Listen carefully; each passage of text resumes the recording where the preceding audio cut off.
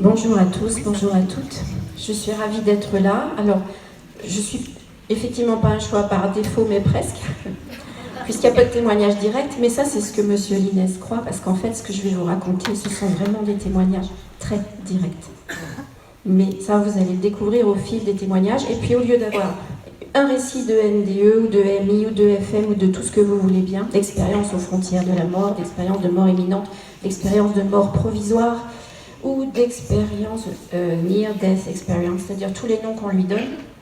D'ailleurs, je ne comprends pas pourquoi il y a mort dedans, parce que pour moi, c'est une expérience de vie profonde et particulièrement puissante. Au lieu d'en avoir un, vous allez en avoir 6, 7, 8. Vous ne perdez peut-être pas au change. Je suis thérapeute dans mon quotidien. J'utilise parfois l'hypnose, parfois pas, beaucoup la parole, beaucoup les mots.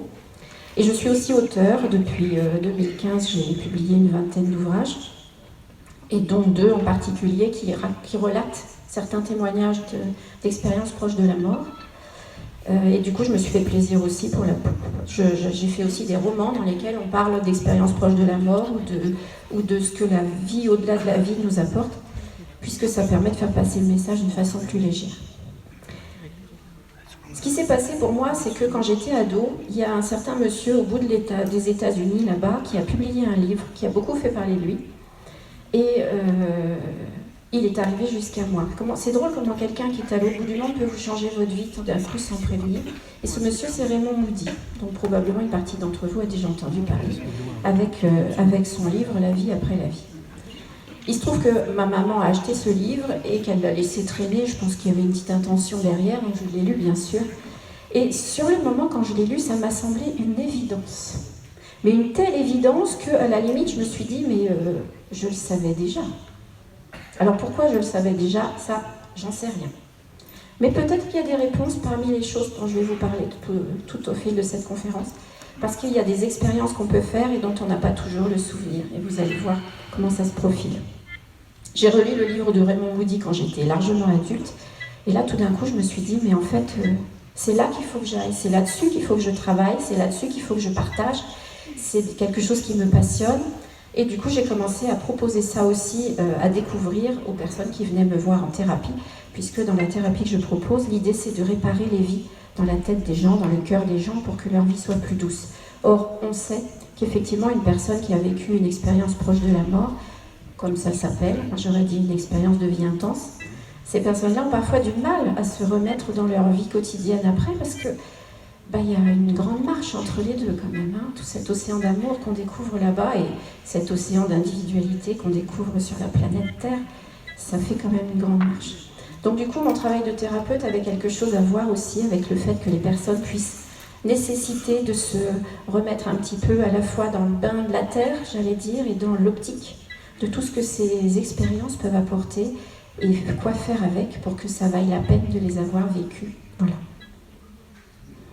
Alors depuis, il ne se passe pas une journée sans que je sois plus ou moins à la fois sur la terre et puis là-haut. Je manque un peu d'ancrage, je dirais certains. Au point que quand je vais me promener, quand je roule dans la voiture et puis il y a des arches d'arbres tout autour et qu'on voit ce point de lumière au fond, à chaque fois je me dis que c'est ma petite EMI d'aujourd'hui. Vous savez, comme on a cette idée du tunnel avec la lumière au bout. En fait, on voit ça tous les jours sur la route, on voit ça quand on se promène, quand vous avez des arches d'arbres et que le soleil pointe au bout. Quand vous passez dans un tunnel et qu'il y a la lumière au bout, systématiquement, moi, ça me fait penser à une EMI, à une découverte de quelque chose de lumineux. Voilà, il faut y aller. Donc si je peux vous avoir transmis cette envie de voir les choses sous cette angle, après tout, pourquoi pas. J'ai un ami un jour qui m'a raconté qu'il avait fait une EMI, alors parfaitement imprévisible. Il était avec des amis, il faisait la fête, et puis ils avaient fait cuire des pommes de terre dans de l'eau, histoire d'avoir quelque chose à manger. Et puis il n'a pas fait gaffe, et puis il a pris une pomme de terre avec la fourchette pour ne pas se brûler. Sauf qu'il l'a mangée tout de suite. Donc il ne s'est pas brûlé les doigts, mais il s'est gravement brûlé la gorge. Tellement gravement brûlé la gorge que la douleur était intense, il a perdu connaissance. Et en fait, il a fait une sortie hors du corps. Avec cette sortie hors du corps, il s'est retrouvé devant ce tunnel, dont il n'était pas du tout prévenu, il ne savait pas trop de quoi il s'agissait, mais il a ressenti tout de suite cet appel, cette force, cette lumière, cette intensité d'amour vers lequel il avait envie d'aller. Et en même temps, instantanément, il s'est dit, mais et ma maman dans tout ça, je ne vais pas laisser tomber ma maman. Et le fait de penser à sa maman, Instantanément, il s'est retrouvé chez elle, à 800 km de là. Et il l'a vue dans sa vie quotidienne. Alors il avait envie de lui parler, mais forcément, elle ne l'entendait pas, elle n'a pas répondu. Il y avait ce côté un petit peu frustrant de ne pas pouvoir communiquer, mais en même temps tellement heureux de pouvoir la voir et de pouvoir la regarder vivre et de se dire elle va bien, tout va bien pour elle. Et puis là, je suppose que les copains autour de la casserole ont dû faire quelque chose pour lui en se disant c'est pas cool, c'est plus la fête. Hein. Et il s'est réveillé. Et donc il est revenu à lui avec cette expérience qui ne l'a jamais quitté, puisque quand il me l'a raconté, il l'avait vécu 45 ans avant. Donc si je vous la raconte, celle-ci qui est très courte, c'est parce qu'en fait on s'aperçoit que l'intention de la pensée peut aussi être le véhicule de la conscience. Hein, il n'était pas prévu qu'il aille ni dans le tunnel ni à l'autre bout de la France, mais l'intention de penser à sa maman lui a permis de se retrouver instantanément projeté à l'autre bout du pays. Donc voilà, je voulais vous faire part de cette force, de cette puissance de la conscience que nous avons. Maintenant, tout le monde n'est pas conscient non plus de l'expérience que ça représente et de la chance que c'est de voir toute cette lumière, de ressentir cet amour fabuleux. J'ai vu un jour dans mon bureau une dame qui venait parce que ça allait pas bien dans sa vie, puisque moi je n'y répare. Et elle était en deuil ce jour-là. Alors c'est toujours très très douloureux de vivre un deuil, évidemment. Et dans ces cas-là, j'ai souvent tendance, parce que pour moi il y a une évidence derrière, à voir jusqu'où les gens sont conscients de ce qui peut se passer au moment de la mort pour leurs défunts, voire après. Donc je pose quelques petites questions, j'engage un peu la conversation, je force pas parce que c'est pas mon rôle, mais je sème des graines, on va dire. Et là, cette dame-là me dit, de toute façon, moi je crois à rien. Alors évidemment, quand on croit à rien, le deuil c'est très très dur, parce qu'on perd la personne complètement, quoi. Et je lui dis, mais vous savez, il y a des personnes qui ont fait l'expérience de partir et puis de revenir et qui nous racontent des trucs. Ils n'ont pas forcément raconté ça pour rire, enfin c'est probablement vrai. Surtout qu'il se passe des choses comme ça tout autour de la planète et tout le monde raconte à peu près la même chose. Donc il doit y avoir un petit fond de vérité quand même. Et elle me dit, vous savez, moi j'en ai fait une expérience de mort imminente. Alors là, mes yeux se sont agrandis à peu près de la même taille que la soucoupe de la tasse à café. J'ai dit, mais vous avez fait une expérience de mort imminente et vous y croyez pas? Bon non, c'était un rêve, c'est tout. D'accord. Et il était comment ce rêve? Et là, elle me raconte la beauté de ce rêve extraordinaire, où il y avait une lumière fabuleuse, mais qui n'éblouissait pas, qui avait une sensation d'amour fabuleuse, mais c'était trop beau ce rêve en fait, hein. Magnifique. Et donc, elle insistait sur le fait que c'était vraiment sans doute qu'un rêve, parce qu'il n'y avait aucune raison que ça existe. Et je lui ai demandé quand est-ce que c'était arrivé. Et elle me dit, oh bah ça fait 48 ans. Elle n'a pas eu besoin de compter sur ses doigts, donc je suppose que quelque part c'était vraiment très vivant en elle. Et je lui ai dit, vous vous souvenez d'autres rêves que vous avez faits il y a 48 ans? Oh bon non, les rêves ça s'oublie vite. Hein. D'accord, mais pas celui-là. Ah non, pas celui-là. J'ai semé une graine, je ne sais pas ce que c'est devenu à l'heure actuelle, mais voilà, il y a des rêves qui n'en sont pas. Hein, on parle souvent des rêves en couleur, mais voilà, un rêve d'ami, c'est pas un rêve. Et soyez à l'écoute, vous pouvez avoir parfois des surprises dans les gens qui vous racontent des choses à côté. Ça peut être tout à fait intéressant de découvrir des choses différentes. J'ai une autre demoiselle qui est venue me voir. Alors elle était aussi en deuil depuis plus longtemps. D'ailleurs, son deuil était apaisé depuis très longtemps. En fait, elle avait apaisé son deuil le jour même du décès de sa grand-mère. Parce qu'il s'était passé quelque chose de très particulier ce jour-là. Et elle m'a raconté. Alors, elle en voulait à la terre entière parce qu'elle trouvait que la terre entière était trop dure, que la terre entière manquait d'amour. Parce que le jour du décès de sa grand-mère, elle était à son chevet, et la famille était là, et puis ça commençait à lui peser parce que c'était pas l'ambiance dont elle rêvait pour sa grand-mère, donc elle a pris la poudre d'escampette, elle est partie, elle est allée se promener dans la nature. Et elle s'est dit, toutes les promenades que j'ai faites avec ma grand-mère dans la nature justifient qu'au moment où elle s'en va, j'aille dans la nature pour penser à elle, ce qu'elle a fait. Et puis elle marchait, et à un moment, elle s'est trouvée clouée par terre. Et là, elle a vu s'ouvrir devant elle un océan de lumière. Et il y avait des gens qui étaient là sur les côtés, à droite, à gauche. Des gens qu'elle connaissait sans savoir qui c'était, qu'elle n'avait jamais vu. Et puis il y avait cette lumière extraordinaire. Et elle voit sa grand-mère qui s'approche d'elle. La grand-mère qu'elle a laissée dans son lit chez elle. Elle voit sa grand-mère qui s'approche d'elle au milieu du tunnel. qui lui tend la main. Alors elle s'approche, elle rejoint sa grand-mère, toujours collée par terre sur le chemin. Hein. Elle rejoint sa grand-mère en conscience, je vais dire.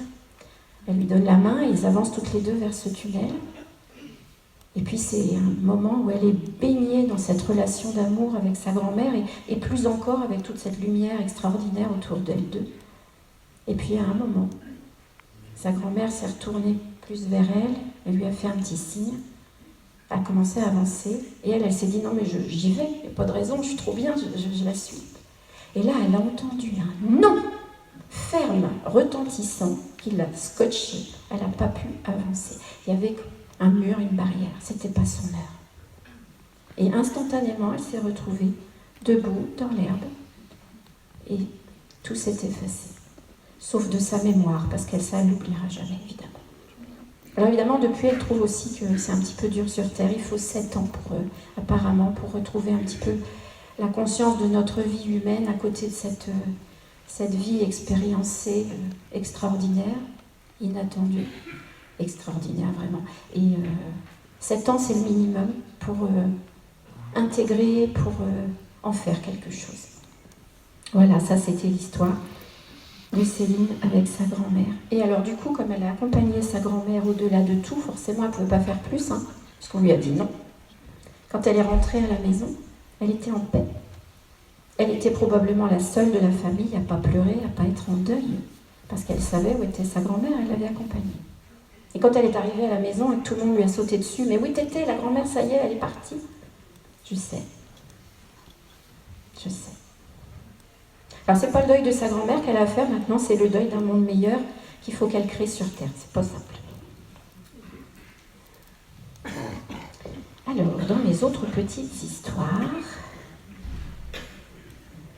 j'en ai une qui ressemble un petit peu à celle de Nicole Dron, mais je vous la donnerai après. Une jeune femme que j'ai rencontrée qui s'appelle Joëlle. Et Joëlle, elle a des soucis, elle est médium, Joëlle. Et elle a des soucis parce que c'est vraiment compliqué d'être médium dans ce monde. Et puis qu'elle est dérangée tout le temps, parce que les défunts veulent donner des messages et qu'ils viennent la voir en permanence, toutes les heures du jour et de la nuit, tous les jours. Alors effectivement, c'est un petit peu encombrant pour elle. Et au moment où je la vois, je lui dis, mais vous savez, vous avez le droit de donner des horaires d'ouverture. Hein. Je veux dire, si vous voulez un croissant à la boulangerie et que c'est lundi et que c'est fermé, c'est pas la peine de taper sur la vitrine, c'est fermé. Ben, les défunts, vous leur dites la même chose. Vous venez de telle heure à telle heure, sinon je ne suis pas là. Pour eux, c'est pas grave, le temps compte pas. Et pour vous, ça change tout. Donc elle a commencé à changer un petit peu ces choses-là, et puis elle me raconte qu'elle n'a pas toujours été médium. C'est pour ça qu'elle n'est pas à l'aise avec, parce qu'elle découvre. Et que c'est arrivé quand elle est revenue de son EMI. Et donc elle m'a raconté qu'elle avait une opération à laquelle elle ne pouvait pas échapper, une opération importante pour sa santé, et que quand elle a fait cette opération, donc moi je l'ai vu, ça faisait 5 ans que c'était arrivé. Quand elle a fait son opération, elle a eu cette sensation de partir. Elle sentait que l'opération allait rater, que ça n'allait pas se faire. Elle le sentait à l'intérieur d'elle comme une espèce d'intuition. Et en fait, ça lui semblait bien. C'était pas un problème. Au moment où elle a ressenti ça sur la table d'opération, elle sentait que c'était son heure. C'est ce qu'elle m'a dit. Aucun regret, tout va bien. C'est mon heure. Et puis, à ce moment-là, donc, elle est passée finalement par tous les stades de l'EMI qu'on raconte dans tous les livres. Elle a eu le droit, elle, parce que vous avez certainement remarqué, si vous en avez eu plusieurs témoignages, que toutes les EMI ont des points communs, mais toutes les EMI ne passent pas par tous les stades. Il y en a qui en sautent allègrement une étape ou une autre, dans le récit qu'ils nous font en tout cas. Peut-être qu'ils ne se rappellent pas de tout, ce qui m'étonnerait. Elle a fait tous les stades, on aurait cru le livre au grand complet. Donc elle a fait la revue de vie, elle a fait le tunnel, elle a fait la rencontre avec ses guides, elle a fait toutes sortes de choses. Et puis, cette fameuse revue de vie lui a posé question. La revue de vie, c'est quand vous êtes de l'autre côté et que vous revoyez votre vie, alors a priori, d'après ce que j'ai compris, plutôt à l'envers, partant de la fin jusqu'au début, et renvoyant toutes les situations dans lesquelles, en termes de relations avec les autres, d'émotions, de partage, il y a pu y avoir des trucs un peu cabossés. Les moments où on a fait des misères aux autres, par exemple. Pas tellement d'ailleurs les moments où les autres nous en ont fait. Ça sera leur problème à eux. mais au moment où on a fait des misères aux autres. Et en fait, dans cette situation de revue de vie, dans ces moments-là, on est à la fois à sa place et à la place de l'autre. Et en étant à la place de l'autre en même temps que la nôtre, on ressent pourquoi on lui a fait des misères, sans aucun doute, mais on ressent surtout toute la misère qu'on lui a faite, toute la peine, toute la douleur, toute la difficulté de continuer, toutes les blessures émotionnelles qu'on a pu provoquer. C'est comme si on les recevait soi-même. Et comme en général on a bien fait les choses, on les reçoit bien. Et c'est assez insupportable, paraît-il. Il y en a même qui vous disent que c'est tellement insupportable que c'est pas la peine d'inventer l'enfer ou le purgatoire, ils sont déjà là. C'est dire. Et quand elle a fait sa revue de vie, Joëlle, et qu'elle a vu les misères qu'elle avait fait aux autres, elle n'a pas supporté. Et elle a dit, mais est-ce que je peux revenir, moi, pour réparer ça? Je ne veux pas laisser les choses comme ça, c'est pas possible. Est-ce que je peux revenir, s'il vous plaît? Et ils lui ont dit, bon bah ok, t'y retournes, mais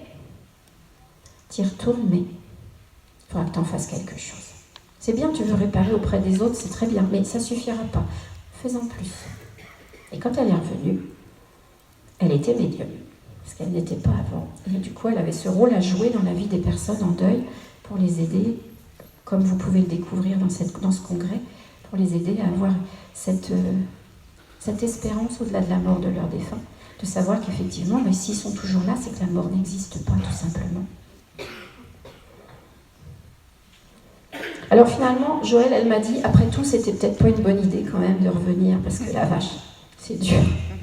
C'est beaucoup plus dur de réparer les choses ici que de voir le mal qu'on a fait là-haut finalement, parce qu'ici, il faut que les autres soient d'accord pour réparer. Et on est tous bien d'accord que c'est pas toujours facile de raccrocher les wagons avec les personnes avec lesquelles ça se passe pas comme on voudrait. Mais il y a quand même mis cette volonté, cette nécessité intérieure très importante, tout en disant, mais il y a un tel décalage entre ce que j'ai à l'intérieur de moi, parce que moi je suis toujours là-haut, me dit-elle, mais le décalage entre ça et ce qu'il faut que je fasse ici. Ce décalage est tel que les gens de son entourage ne l'ont pas compris. Elle est revenue avec la nécessité de changer les choses. Alors pour vous dire, elle travaillait dans le marketing international à un très haut niveau. Elle a tout laissé tomber, elle ne pouvait plus. Mais qu'est-ce qu'on en a à foutre du marketing et de l'argent quand on revient d'une EMI, quoi. Pour elle, l'important, c'était l'amour, le partage, les relations avec les gens, faire la paix, mettre de l'harmonie partout au milieu du monde. Et ça, dans le marketing international, il n'y a pas le credo. Alors, elle a eu beaucoup de mal à se faire entendre de ses proches. Dans son histoire de vie, elle a divorcé parce que son mari ne comprenait pas et qu'elle n'a pas voulu le faire souffrir plus que ça. Et puis, elle a changé de métier complètement.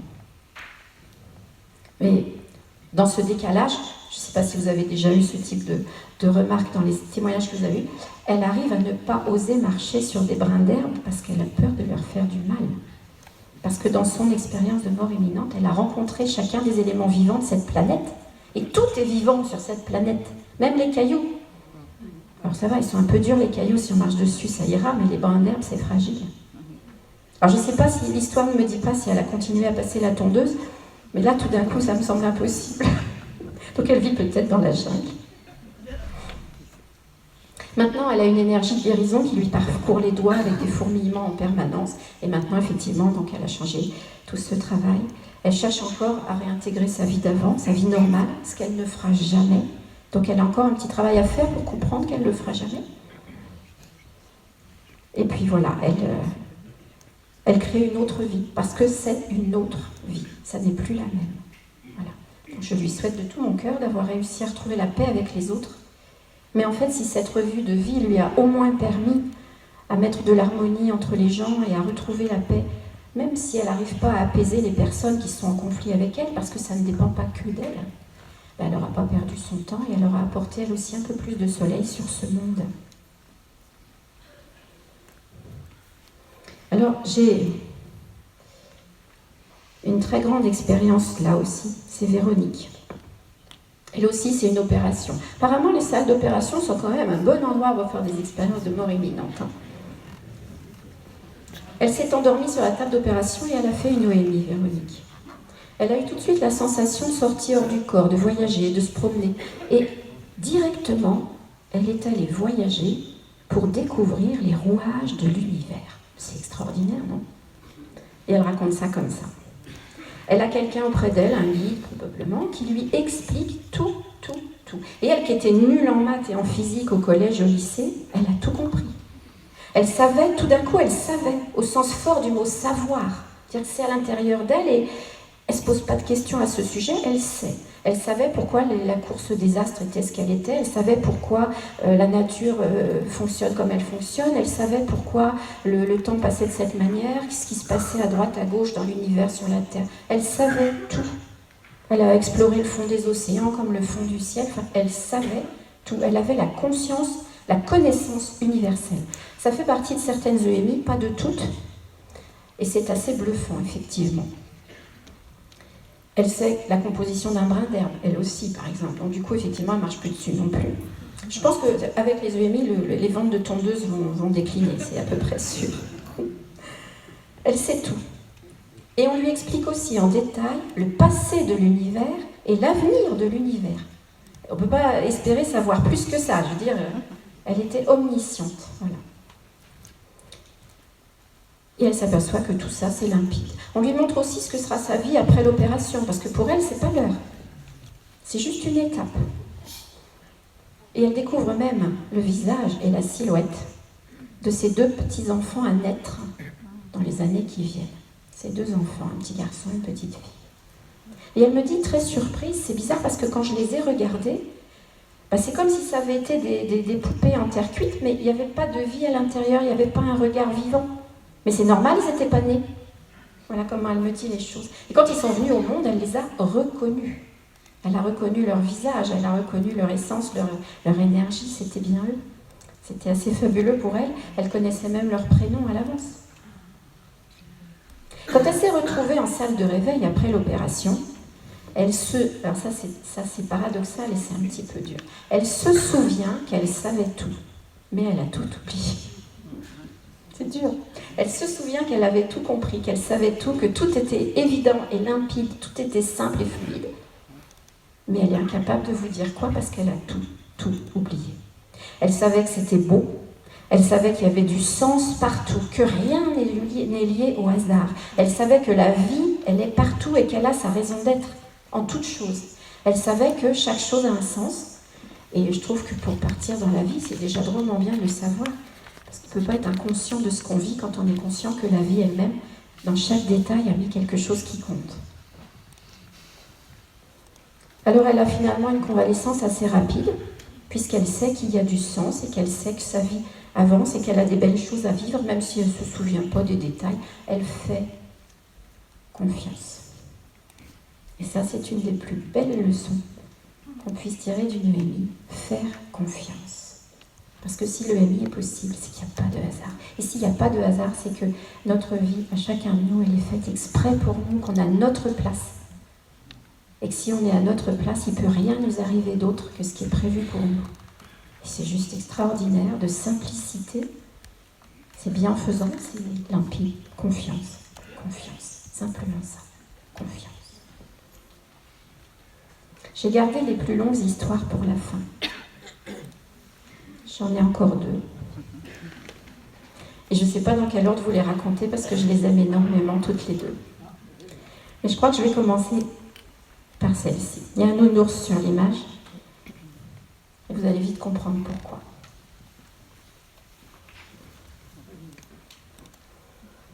Adeline, qui vient me voir dans mon bureau de thérapeute parce qu'elle a des blocages.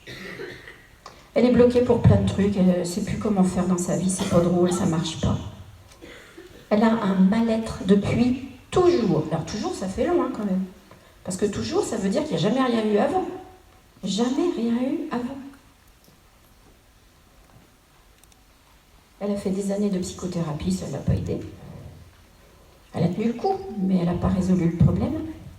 Et elle vient me voir parce que comme je fais de l'hypnose et qu'elle n'a pas essayé l'hypnose, si ça pouvait aider, après tout, ce ne serait pas du temps perdu. Alors pourquoi pas? Voilà comment elle décrit sa vie. Ça ne me convient pas trop. Je me sens coincée dans mon couple. Mon mari est assez étranger à ce que je fais. J'aspire à une vie où je pourrais partager des choses. Mais j'ai peur de beaucoup de choses quand même. Je fuis le contact des autres. Je ne supporte pas qu'on me touche. Et elle ajoute, Quand j'ai un blocage, je ne sais pas pourquoi, je repense à ma naissance. J'ai pas d'infos sur ma naissance. La seule chose que je sais, c'est que ma sœur m'a dit qu'on ne pouvait pas me voir avant 3-4 jours. Bon. Donc moi, elle m'apporte ça. Je me dis, on va peut-être quand même être curieux de ce qui s'est passé au moment de la naissance, puisque l'hypnose permet ce genre de choses. On va peut-être essayer quand même. Alors on se met d'accord pour aller explorer cette période-là de sa vie. Et je vais vous raconter, peut-être lire entre deux un petit peu, mais raconter le mieux que je pourrais ce qui s'est passé dans la séance, puisque je prends toujours des notes succinctes mais complètes. Alors évidemment, bon, je vous passe le côté technique, comment on fait pour induire une transe hypnotique, pour retourner un petit peu en arrière. Ça c'est très technique, mais c'est tout simple. Et le retour, je le demande au moment de la naissance d'Adeline. Alors je vais vous faire le dialogue. Les interventions en hypnose, et ça c'est important que vous le sachiez si vous avez un doute sur l'hypnose, on n'induit rien, on ne pose que des questions vides.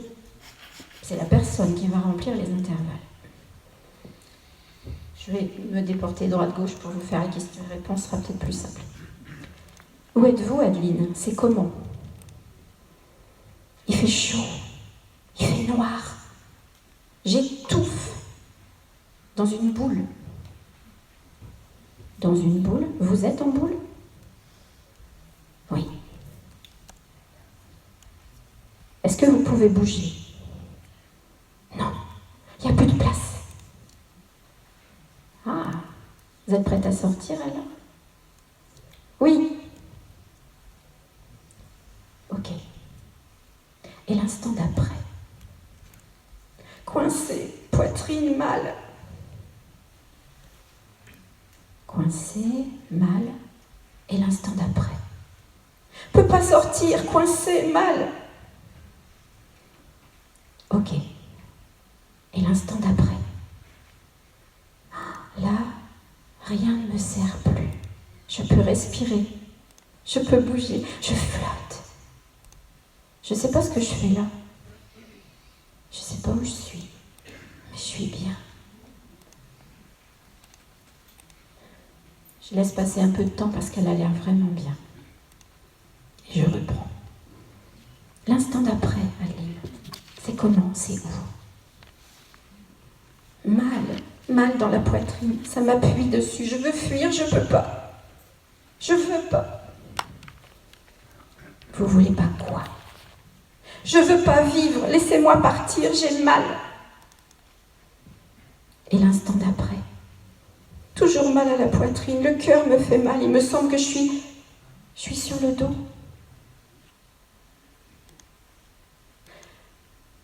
Alors évidemment, vous avez compris qu'elle a vécu une EMI au moment de sa naissance, et que là, on vient de revivre avec elle son retour douloureux dans son corps, et un passage en réanimation intensive, mal à la poitrine, respiration artificielle, massage cardiaque. Je continue. Allez un peu plus loin dans le temps, dans les bras de votre maman, d'accord? Y êtes-vous? Je sais pas, la douleur est moins forte, mais je veux pas. Elle me laisse tranquille, elle est là, c'est tout. Comment est-elle avec vous? C'est comment? Elle m'aime pas, je le sens, c'est tout. C'est pour ça que vous vouliez partir. Je veux toujours partir.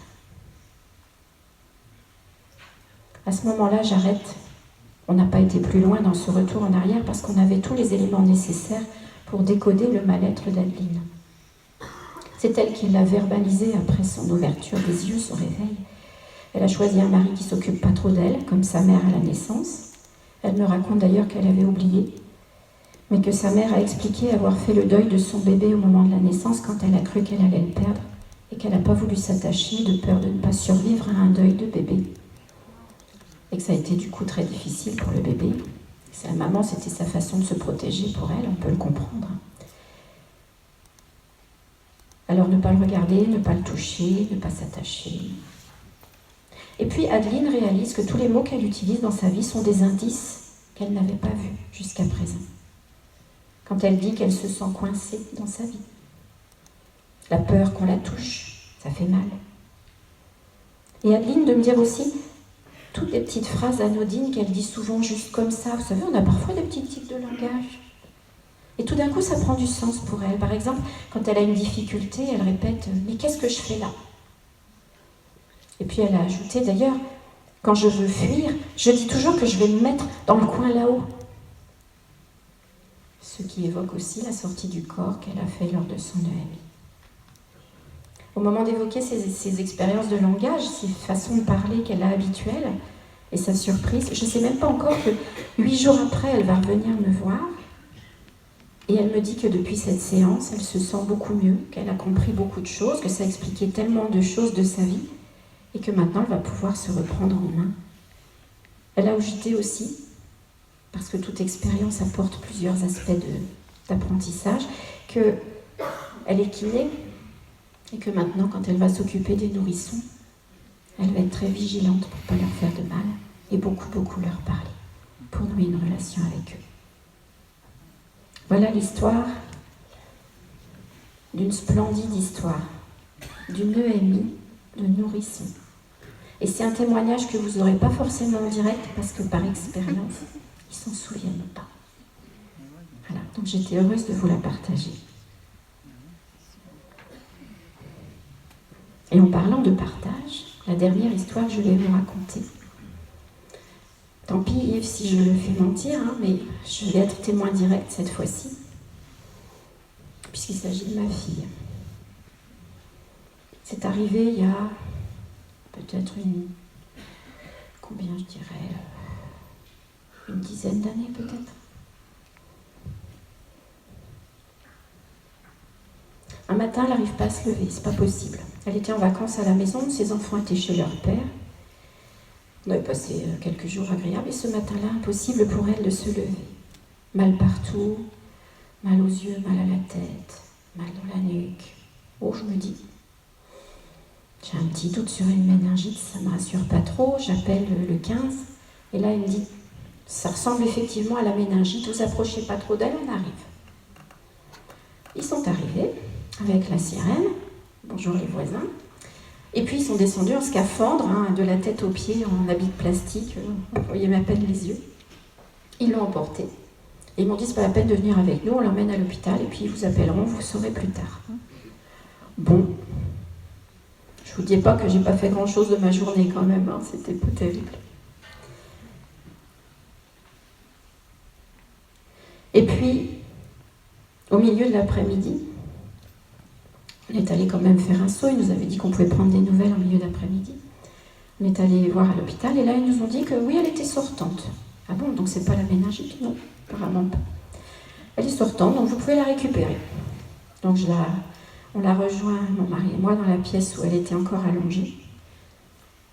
Elle me dit, c'est pas une méningite, ils m'ont donné que du paracétamol, puis je peux repartir. Bon, allons-y. Sauf qu'elle n'est pas vraiment debout quand même. Donc ça a été dur d'aller jusqu'à la voiture. Quand je la regardais tenir debout, j'avais un peu l'impression d'une pile de tasses à thé sur le bord de l'évier. Vous savez, quand vous avez eu 12 copines qui sont venues prendre le thé, puis vous les empilez toutes l'une sur l'autre. Bon, ça ne va pas durer longtemps. Et en rentrant, bien sûr, elle s'est recouchée. Et moi, je suis restée assise à côté d'elle. Je lui tenais la main et je ne voulais pas la lâcher. Alors, c'était quoi? Je lui demande. Ils savent pas. Juste pas la méningite. Bon, ok. Et comment tu te sens? Je suis fatiguée, je suis naze. J'ai mal aux yeux. Tu veux bien fermer les rideaux, s'il te plaît? Alors je vais fermer les rideaux, je me rassois près d'elle, je ne la quitte pas les yeux, je suis rivée sur son visage. Et à un moment, je vois son visage s'éclairer, ses yeux s'ouvrir plus grands dans le noir, mais enfin dans le noir de la lumière de la porte du couloir que j'ai laissée ouverte. Et elle me dit, ils sont tous là. Il y a de la lumière. Elle est douce. C'est partout. C'est beau. Pendant que je vous le raconte, j'ai des frissons partout. J'ai pas voulu la quitter des yeux, même si j'avais envie aussi de regarder ce qu'elle voyait, et peut-être de le voir aussi comme elle, mais j'ai pas voulu la quitter des yeux. Alors je la regardais tout le temps et je la faisais me parler, me détailler les choses. Qui est là? raconte-moi qui est là. Et elle me montre, ben là, il y a l'arrière-grand-mère. Alors, elle, comme moi, on ne l'a jamais vue, mais elle l'a reconnue tout de suite, parce que les âmes se connaissent. Et puis là, c'est l'oncle Paul.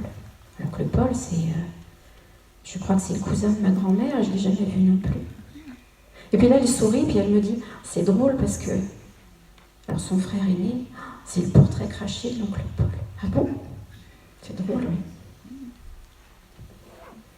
Et puis elle a vu une cousine, et puis elle a vu en fait beaucoup de monde de la famille, qu'on connaissait peut-être même ni l'une ni l'autre. Et elle les reconnaît tous par leur nom, elle sait qui ils sont. Alors là, aujourd'hui, je me dis, c'est bête, parce que sur un album de famille, j'ai plein de photos, je ne sais pas qui sont les gens, j'aurais dû me sortir au moment, puis dire, dis-moi qui est qui. Mais non, j'étais pas là-dedans pour l'instant, j'étais avec elle. Et elle reconnaît aussi une amie à elle qui est décédée quand elle était en première, d'une façon foudroyante, et ça a toujours été une douleur pour elle d'avoir perdu cette amie. Elle est là. Et ils ont parlé ensemble et elle m'explique, tu vois, elle me dit que maintenant, donc ça faisait plusieurs années que l'autre l'amie était décédée, elle me dit que maintenant elle s'occupe des enfants dans l'au-delà, de ceux qui sont un peu traumatisés, elle les aide pour qu'ils aillent mieux. Et là je me dis zut alors, parce que même quand on est au-delà, on n'est pas à la plage, on bosse quoi en fait. Bon.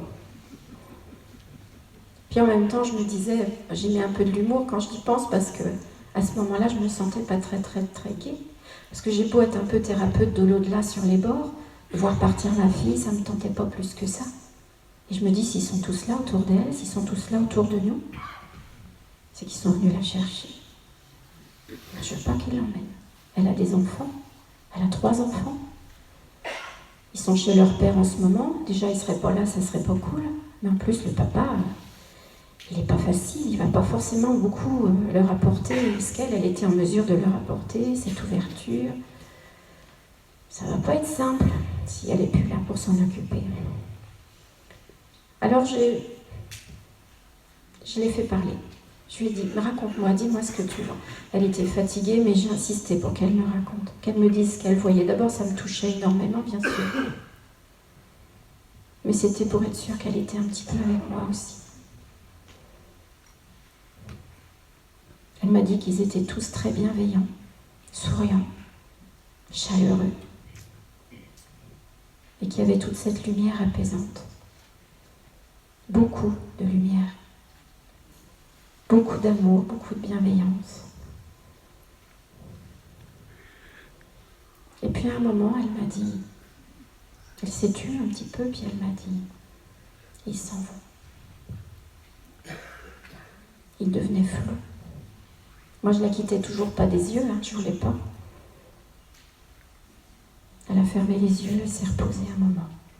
Et puis, peut-être 4-5 minutes après, elle a rouvert les yeux et elle m'a dit très sereinement, alors que je lui en avais pas parlé du tout.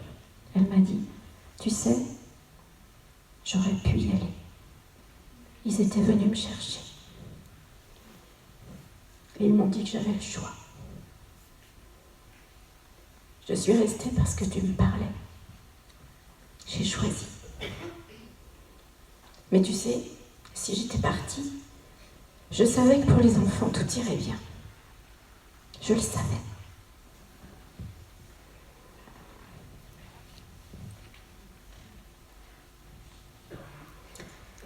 Ça a été long pour revenir à la vie d'avant.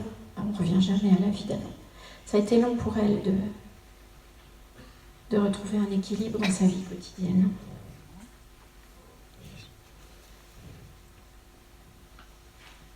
Au début, parfois, elle me disait qu'elle aurait dû partir. Alors forcément, je m'en voulais un petit peu parce que j'avais quand même nettement conscience de l'avoir retardée, de l'avoir retenue. Mais elle m'a quand même dit, j'ai choisi. Alors ça me soulage aussi un petit peu. Il s'est passé autre chose aussi à un moment donné. Quand elle a vu tout ce monde autour d'elle, elle m'a dit, il y en a 2 là, je ne sais pas qui c'est. Ah bon, parle-moi de ces 2 là. Il y a un petit garçon et une petite fille, ils se ressemblent drôlement tous les 2, on dirait des jumeaux. Je dis, ils ont quel âge? Je sais pas, 5, 6, 7 ans. Ils sont très très blonds, ils ont les yeux bleus, ils sont jolis, ils sont beaux comme tout, ils ont le sourire. Et le petit garçon, il me regarde et il dit, en hochant la tête, « C'est pas grave, c'est pas grave. » Ces deux enfants-là sont maintenant mes petits-enfants. Ils ont 7 et 4 ans, ils sont magnifiques, ils sont très blonds, ils ont des yeux bleus. Mais en fait, il était en train de lui dire que si elle choisissait de partir, c'est pas grave. Il trouverait une autre famille pour les accueillir. Voilà. Je suis quand même drôlement contente qu'elle soit restée. Et que les deux petits soient là aussi. Même si c'est pas simple au quotidien, parce qu'il y a effectivement plein de choses derrière sur lesquelles il faut composer avec cette foutue planète Terre. C'est pour ça qu'on est bien aussi quand on est un peu perché. Alors voilà, je fais une sélection de ces 8 histoires que je viens de vous raconter, qui sont toutes différentes. Et moi, dans mon quotidien, je me dis, vivre ça et le laisser de côté, ça n'a pas de sens. Alors j'ai réfléchi à ce que ça pouvait nous apporter. Et en fait, il y a 3 choses qui m'ont particulièrement touchée dans cette réflexion que j'ai eue. La première, c'est que je ne veux pas tellement que les gens qui m'ont blessée au cours de ma vie souffrent de ma souffrance quand ils feront leur revue de vie à leur tour. Alors si on peut éviter les conflits, j'aime autant. Et si je peux arriver à leur pardonner, c'est encore mieux. Ça, ils n'auront pas besoin d'en souffrir. Mais je n'ai pas tellement envie non plus de souffrir 1000 morts au moment où ça sera la revue de vie et où je vais voir les gens en face de moi qui vont me dire « Ce coup-là, tu as quand même bien fait les choses, c'était pas simple. » Alors j'ai vraiment envie aussi que les choses soient harmonieuses de mon côté. Même si je ne me doute pas toujours, on ne se doute pas toujours de faire du mal aux autres, parfois on ne le veut pas. Et puis peut-être que si on ne peut pas épargner toutes ces difficultés du quotidien, on peut peut-être aussi être dans la gratitude, d'être en vie, d'avoir tout ce champ des possibles autour de nous. Tout est possible en fait dans la vie. Puisque c'est nous qui sommes aux commandes. Et si on peut réparer nos erreurs, mettre de l'amour dans les rouages, là où il en manquait, ensemble, dans le même élan. Partager notre connaissance de la vie, mais la vie avec une majuscule, celle qui s'arrête jamais. Et c'est ce que vous faites en venant ici, c'est ce que fait l'association Source de Vie Toulouse en vous conviant régulièrement à des moments comme celui-là. C'est juste génial. Pour partager, pour découvrir, pour aller plus loin, pour vivre. Vivre en paix. Voilà, j'ai réussi à ne pas dépasser, j'avais très peur de dépasser l'horaire, alors j'ai pris la montre. J'ai réussi à ne pas dépasser. Les histoires que je vous ai racontées, vous pouvez les retrouver dans les livres « Expériences extraordinaires de l'invisible » et « Nouvelles expériences extraordinaires ». Pour ceux qui m'ont déjà entendu il y a 4 ans et qui auraient pris le grand livre avec la couverture violette, c'est le même que le petit en bleu. C'est juste qu'il est passé en livre de poche. Et puis comme ce message-là, j'ai vraiment à cœur de le faire passer, eh bien, je me suis fait plaisir et j'ai publié aussi des romans. Le bureau des mots en trop qui nous apprend à mieux communiquer pour éviter les conflits. Comme ça, la revue de vie sera plus un moment festif.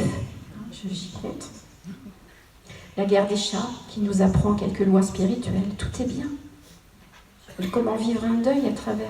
ce sont des romans, hein, donc c'est léger, c'est joyeux. Mais comment vivre un deuil? Qu'est-ce qu'on en fait du deuil? Pourquoi? Il fout quoi Dieu dans tout ça? Et puis, les étoiles dans les flaques d'eau, qui est un roman qui parle effectivement aussi de aimer. Et qui permet aussi de partager ces informations avec d'autres de façon légère et joyeuse. Voilà. J'ai le grand plaisir d'être éditée aux éditions Lanor, qui sont au bout de la salle là-bas. Et je me tiendrai assise à la table pour répondre à vos questions s'il y en a, ou à la pause n'importe quand. Je suis là aussi jusqu'à demain. Et je vous remercie de toute l'attention que vous m'avez apportée.